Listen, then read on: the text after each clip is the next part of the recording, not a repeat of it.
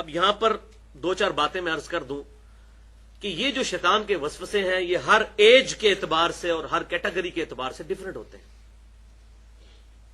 مطلب ایک ینگ آدمی جو ہے جس کو نئی نئی جوانی چڑھی ہے تو اس کے تو ایشوز ڈفرنٹ ہیں، اس کو سیکس کے پوائنٹ آف ویو سے خیالات آئیں گے. جو ذرا مڈل ایج میں پہنچ گیا ہے وہ کمائی اور دولت اور سٹیٹس اس کے چکروں میں پڑے گا. جو اس سے بھی آگے پہنچ چکا ہے تو وہ سیاسی لیڈر بننے کی کوشش کرے گا اور اپنی ڈومیننسی کرنے کی کوشش کرے گا. تو ہر ایج میں یہ ڈفرنٹ وسوسے ڈفرنٹ لوگوں کو آتے ہیں. علماء کو ڈفرنٹ آئیں گے، سیاستدانوں کو ڈفرنٹ آئیں گے، ایج کے اعتبار سے بھی اور اپنے شعبے کے اعتبار سے بھی ہر ایک کے وسوسے بالکل ڈفرنٹ ہوتے ہیں.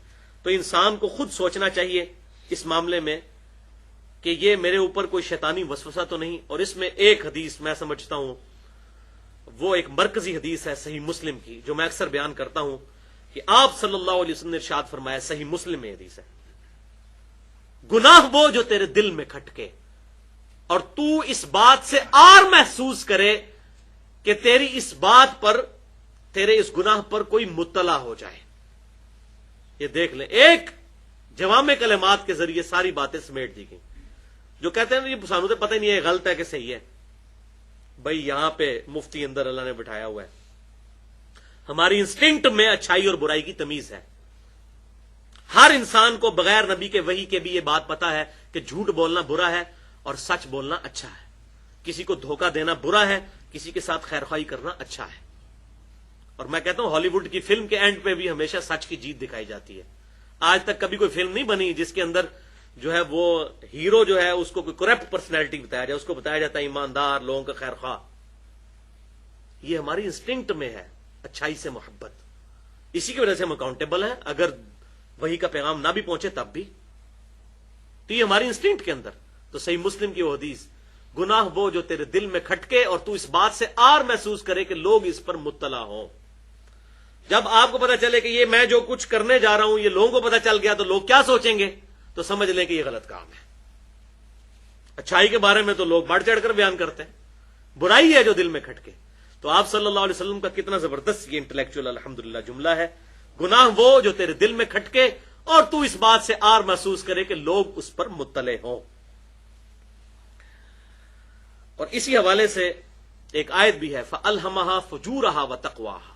اللہ تعالیٰ فرماتا ہے ہر انسان میں ہم نے برائی اور اچھائی کی تمیز کا مادہ جو ہے ودیت کر دیا ہوا ہے، ہر انسان میں. تو میں بتا رہا تھا کہ ہر دور کا وسوسہ ڈفرنٹ اور ہر کیٹیگری کے لوگوں کے وسوسے ڈفرنٹ.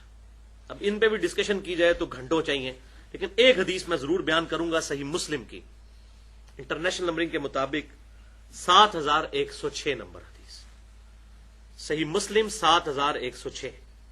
اور یہ میں سمجھتا ہوں چونکہ ہمارے تمدن کی بنیاد ہی میاں بیوی کے ریلیشن شپ پر ہے اور قرآن پاک کا ایک اچھا خاصا حصہ اسی کو ایڈریس کرتا ہے، اسی کانٹیکسٹ میں صحیح مسلم 7106 نمبر حدیث کہ آپ صلی اللہ علیہ وسلم نے فرمایا کہ شیطان کا تخت پانی پر لگا ہوا ہے.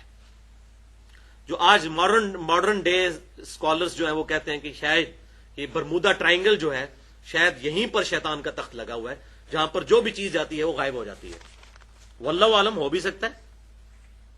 شیطان کا تخت پانیوں پر لگا ہوا ہے اور وہاں سے وہ اپنے چیلوں کو، ظاہر ہے اس کی بھی ذریت ہے اور اس کے بھی سارے شاگرد ہیں، وہ پوری دنیا کے اندر وسوسے ڈالنے کے لیے ان کو بھیجتا ہے. پرٹیکولر ایک تو وہ شیطان ہے جو ہر وقت ہر ایک شیطان کا ایک ایک بچہ ہر ایک کے ساتھ میرے سمیت لگا ہوا ہے، ایک بڑا شیطان، اور پھر اس نے اسپیشل ڈیوٹی پہ بھی شیطان رکھے ہوئے ہیں. تو وہ وسوسے ڈالنے کے لیے مختلف اعتبار سے اپنے شتونگڑے جو ہیں ان کو بھیجتا ہے وہ، اور وہ آ کر روزانہ اسے رپورٹ کرتے ہیں کہ ہم نے آج یہ کیا یہ کیا یہ کیا، اور وہ سب کی ایکٹیویٹیز کو ہلکا جانتا ہے. تو ایک شیطان کا چیلا آ کر کہتا ہے کہ آج میں نے ایک میاں بیوی کے درمیان جدائی ڈلوا دی ہے. ایسا میں ان کے پیچھے پڑا کہ میاں بیوی کے درمیان جدائی ڈال دی. تو شیطان کہتا ہے اصل کارنامہ تو نے کیا ہے. اور راوی کہتے ہیں کہ غالباً اس کے ساتھ یہ الفاظ بھی تھے آپ صلی اللہ علیہ وسلم کے کہ شیطان پھر اسے گلے لگاتا ہے جب بھی پا کے ملتا ہے انہوں کہ پتر تو کام صحیح کیتا ہے. اس سے معانقہ کرتا ہے. کیوں؟ معاشرے کی بنیاد ہی میاں بیوی کے ریلیشن شپ کے اوپر ہے. خاندان ہے ہی اس کا نام ہے. باقی سارے جتنے رشتے ہیں وہ ریلیٹو ہیں.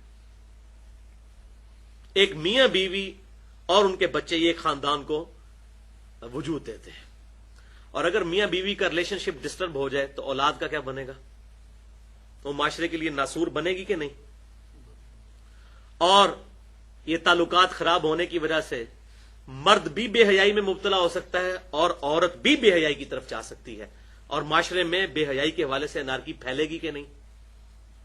لہذا اللہ تعالیٰ نے یہ ایسا مضبوط ریلیشن شپ بنایا ہے میاں بیوی کا کہ جس کی وجہ سے دونوں آپس میں اچھا وقت گزار کر اپنی اخلاقی اقدار کی حفاظت کرتے ہیں اور اپنی آخرت کی حفاظت کرتے ہیں.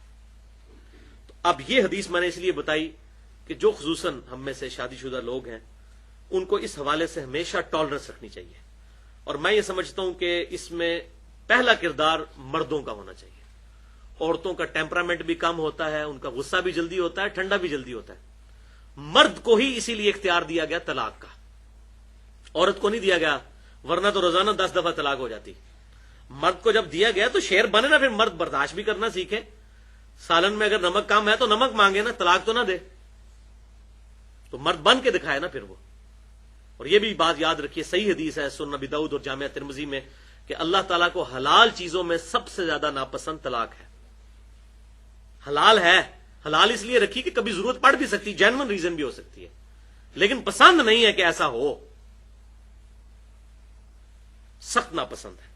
تو اس حوالے سے جو بدگمانیاں میاں بیوی کے درمیان جنم لیتے ہیں تو اس میں بھی یہ خیال نہیں کسی صورت انسان کے ذہن سے جانا چاہیے کہ ہو سکتا ہے یہ سارا شیطانی وسوسہ ہو جو ایک دوسرے کے خلاف بھڑکانے کی کوشش کر رہا ہو.